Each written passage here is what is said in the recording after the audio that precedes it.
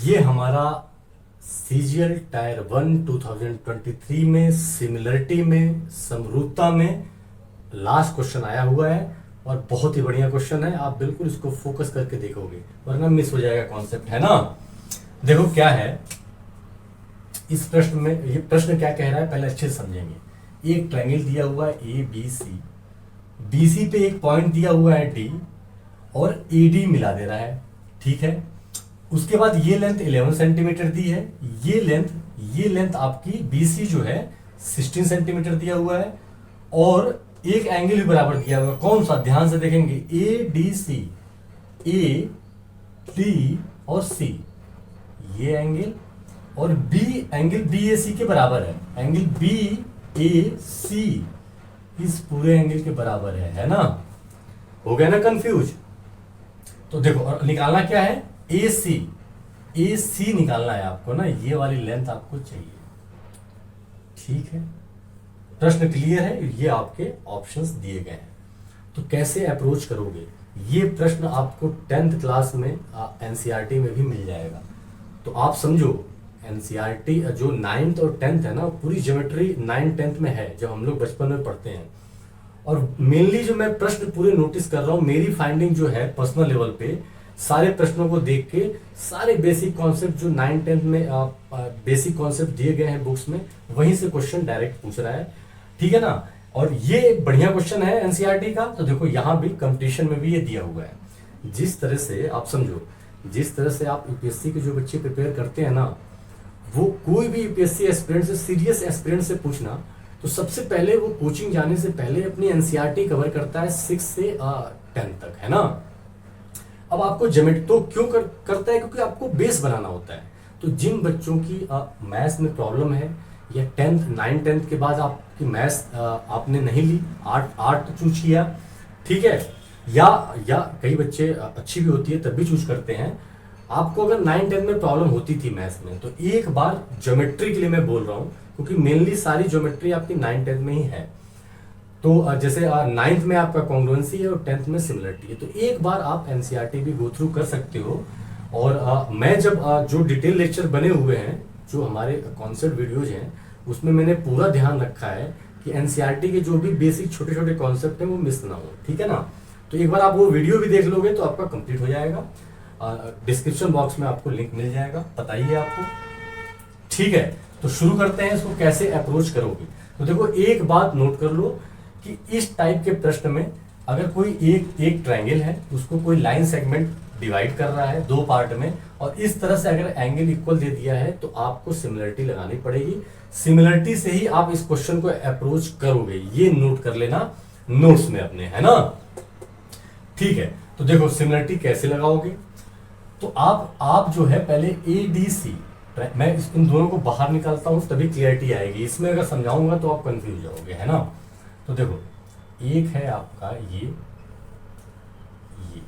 ठीक है, और एक है आपका बड़ा वाला ट्रायंगल, इसको छोटा लेते हैं, ठीक है, या यहां बनाते हैं, ये देखो ये है, और आपका ABC ये है, ABC जो है ये है, ठीक है। तो इसको मैं लेता हूं A, ये है आपका D और ये है आपका C, और ये ABC, तो ABC, इतनी बात क्लियर है। तो देखो अब क्या है, ध्यान से देखना, एंगल D मतलब ADC जो है, यहां जो दिया हुआ था गिवन जो था अपना, तो ADC जो है, ये एंगल जो है ना BAC, इसके बराबर दिया हुआ है, ठीक है। BD जो है BD, ठीक है।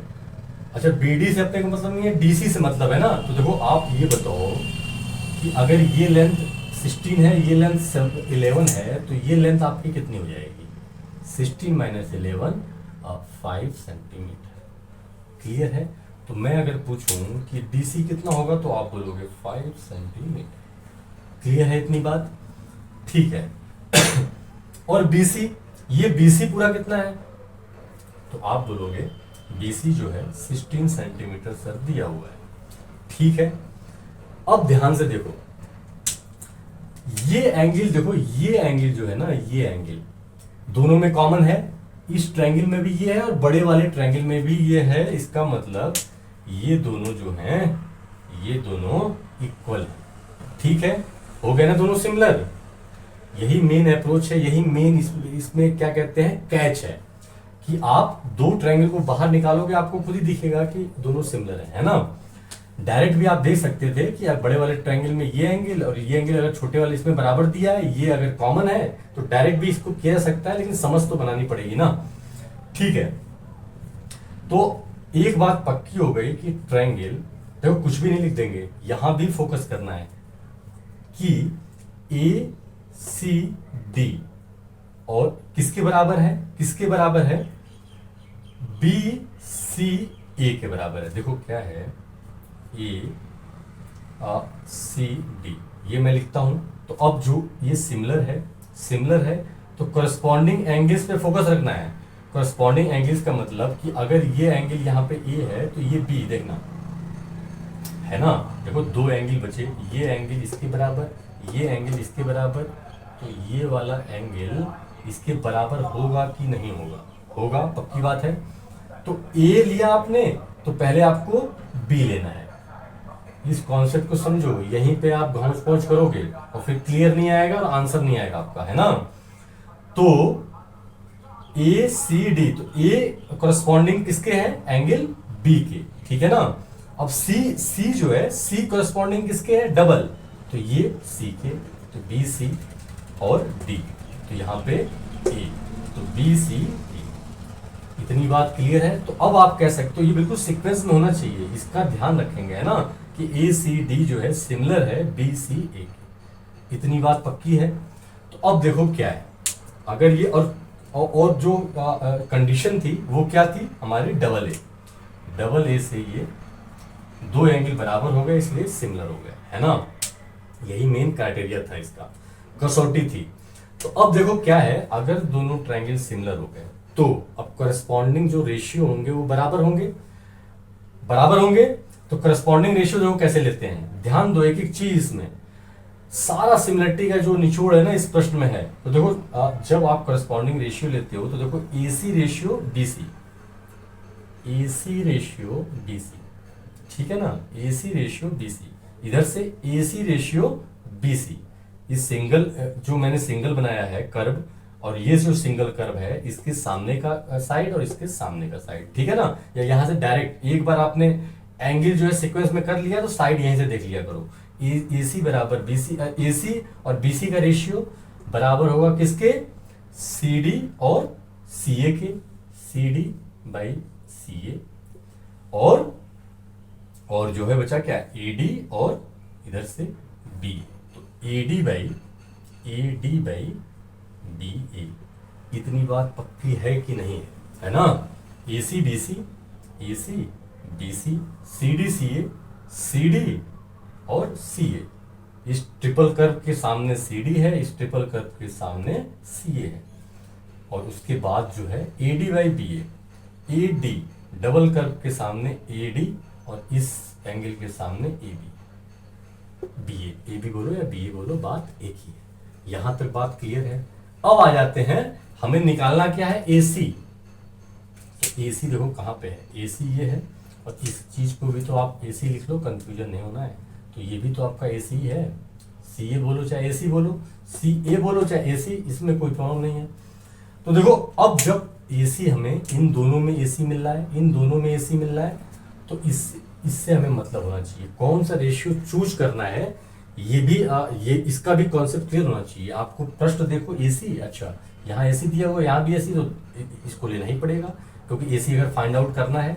और एडी बी ए से मतलब नहीं है, ए डी और बी ए इन दोनों साइड्स तो दी भी नहीं है ना अपने को।